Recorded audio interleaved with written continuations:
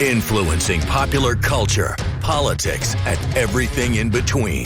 The local station takes you ringside as we discuss the crazy world that is professional wrestling. This is Going Ringside with The Local Station. Hello there, and thank you for joining us for an exciting episode because one of our own is back in the national spotlight. We're talking about our friend, our regular, Victoria Crawford, who you knew back in the day as Alicia Fox, but no longer. She is definitely back in the national spotlight in the name that is her legal name, Victoria Crawford, back with TNA, or actually in TNA for the first time. So, Victoria, you've watched with us here on Going Ringside for a long, long time now, but it was right around WrestleMania weekend when I turn on TNA, and who do I see there but Victoria Crawford in the spotlight. She is back, and she is making headlines across the country by returning home. Going back to the squared circle, back in TNA, Victoria is on a roll. She has returned. She has been in a match. She has been alongside Tessa Blanchard, and she will soon be fighting Masha at an upcoming TNA mega event. You do not want to miss it. And I suspected Victoria had something going on in the weeks before WrestleMania. I knew she was traveling a lot. She's doing a lot more dates. She had big matches like with Jordan Grace, or the match that you saw here exclusively on Going Ringside against Indy Hartwell. You can watch that match in the archives right now. So she's doing high-profile matches, and as you see, we've had her on so many times, but I knew something was in the works because Victoria was being groomed to be back in the national spotlight, and that's where she is. It started with Jordan Grace. It went to Indy Hartwell, and now Victoria back in TNA, back on top, back for a big event coming up in just days here in May. You do not want to miss it. So I'm like, Vic, let's get you on the show. We need to know all about what's going on with TNA. Here is Jacksonville's own Victoria Crawford. Well, Victoria is back. Victoria, thank you. And you've got a lot to talk about. How are things going? They're going well, Scott. Thank you. So let's go back to the beginning because a lot of viewers have been watching. How did the TNA stuff come together? From the start, like how I got back, or Sure, just yeah. how it went? Okay, How it came together, then we'll get to how it went. Okay. So, Tommy Dreamer has been a TNA superstar, I guess, and then now he's part of The Office. And he actually hired me when I was first coming to WWE. And so when I bumped into him at a signing, I asked him about TNA, like, are you guys hiring and things? And he was like, I'll get you in, kid. And maybe months later, I kind of put some other things in order. And then I got the call to come to Vegas, and then I showed up. Wrestling. Sure, yeah, I get it. And then you showed up definitely, and everyone took notice. This was really, I mean, you've done a lot of shows that we've talked about, but this was kind of your big national return, was it? Yeah, I call it kind of like a homecoming-ish because of returning to the industry. I think was easy for me at first, but it were difficult to navigate the waters of like where to go, and that's kind of where I've been spending time with you. I've had time to kind of like process all these things. I think the best thing about TNA, which is a little distinctively different from WWE, is it's definitely smaller. We have a lot of creative moving parts, and I can really push myself to do things I've never done before. Like next week, I'm not going to tell you guys about the match, but things I've never attempted in the ring before. So I'm looking forward to that. So your first one, talk to me about your first reveal. That was in Vegas, correct? Right. Yes, it was in Vegas. So with that, I just interfered a little bit in the girls' match, and then we returned back to the West Coast, and I was able to get some in-ring action with a young girl that surprisingly, like, she came by my diva photo years ago, but I didn't know that until after our match. But getting to work with some of these up and coming girls, is a privilege, but I think that was the start of this new chapter. So with that, then I was able to get into the mix with some of the girls So after. if I remember right, the next time we see you is with Tessa Blanchard. Is that right? Yeah. So following, I did a segment with Tessa and another guy named Robbie E, who's at NXT, but they're doing kind of, the trade, the talent trade, so that's really fun. Hmm. Um, but the next time I'll be in ring will be Under Siege, depending upon when this airs, so it'll probably be soon after. Okay. So I don't want to give away anything at all, but let's back up to you and Tessa. What was it like working with Tessa? Oh, it was so fun. So I've been a fan of Tessa's work just because she's pretty crisp. Mhm. And then when I met her in person, there's always that like, oh no, I hope she's cool like she's on TV. And she seemed real cool. She's got a lot of heat in the business, so it'll be easy to kind of see what stories we can tell.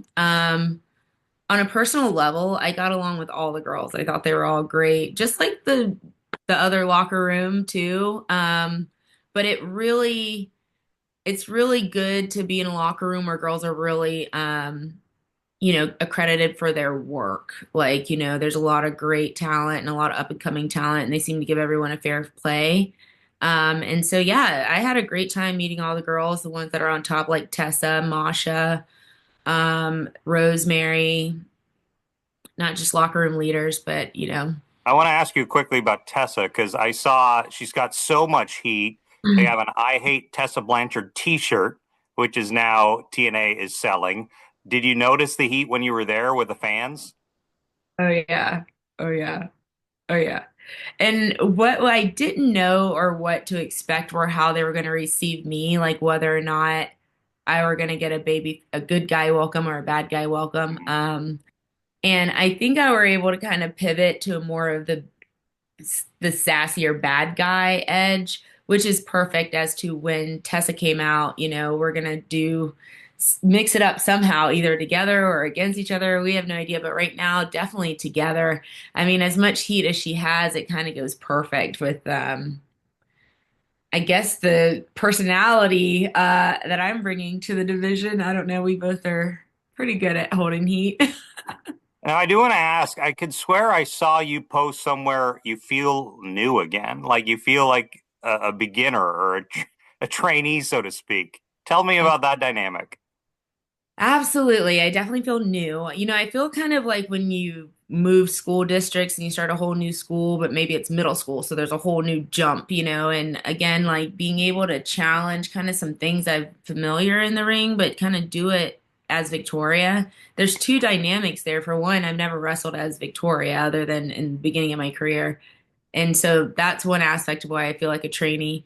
Two, definitely getting physical reminded me of my first day of training. I couldn't move for a minute. But three, every locker room I think has a different dynamic because of the culture of the company or where they're going and where these superstars have like really started paving the path, and so to go into TNA where it's smaller and a little more intimate and the relationships are they're good, but it's not as massive as the other, so it's exciting to be excited amongst these folks, as TNA is obviously growing.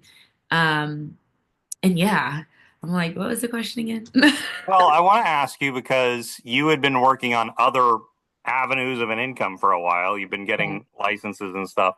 Um, this kind of just seems to me, because you hadn't mentioned it until I saw it, this kind of came out of nowhere. Has this kind of changed everything for you personally for the time being?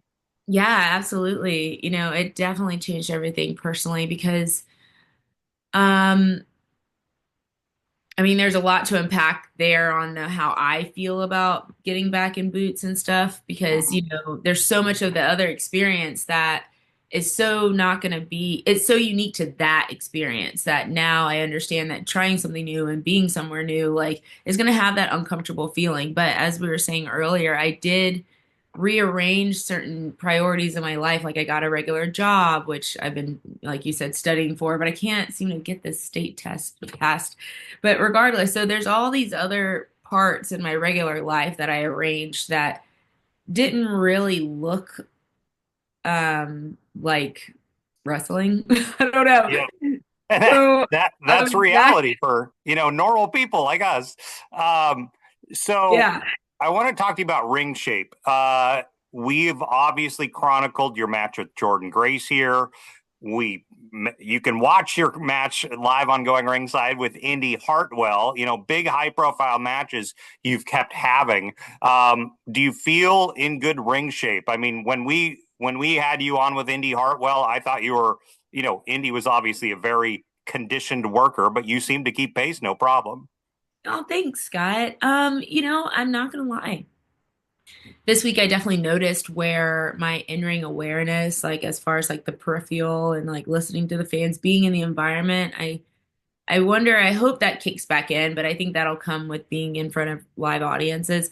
As far as like, feeling creative and like putting a story together, I felt really strong there because I think that break really was good because I perceive wrestling different, no so much as like I can perceive it more in the objective rather than the be perfect, So hopefully my performance can kind of refine there. But as far as like cardio, I mean, I can't figure it out. I think what we've always said is like, there's nothing like in-ring training. Like, if I want to be really running anywhere from 20 to 60-minute matches, like I'm going to have to be at the school, what I do as far as the other cardio.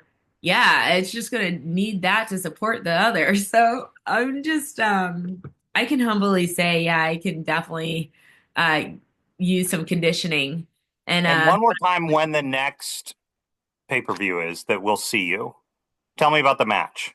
Yeah, so the next match is May 23rd with Masha. She's the current champion. She's actually got multiple championships right now, and she's conditioned to the nines because she's got matches like every week, all week. And she's a pretty tough cookie. Like, I'm not gonna lie. Like, we played around a little bit and we seem to gel very well. But, her style is very hardcore and rigid, which I like. But, I know my fans don't think I'm a technician, but I'm just praying that they think that, or they can tell that I'm really wanting to put a championship on my name too, So we'll see how our styles clash. I mean, like, again, she's pretty hardcore, so she's challenging me to do things I've never done before, like objects or getting off the ground. And I have one final question for our Jacksonville viewers. I think I read while in wrestling you will be traveling all over. You will still remain home based in Northeast Florida. Is that right? Yes, sir. I'll be right here. Okay. Good to know. Victoria, good luck if we don't talk to you before the match. If you come back with a title or something, we definitely want to follow up. Cool. Thank you so much, Scott. Thank you for having me. Thanks, Victoria. So I appreciate Victoria, who's now a very, very busy lady, sitting down with us to give us an update on what's going on in TNA. And we'll have her back after a match with Masha to check in on how things are going over there in TNA. But we're so pumped for her. We know she is going to make TNA even better than it already is and take them to the top. So we're so excited to monitor Victoria.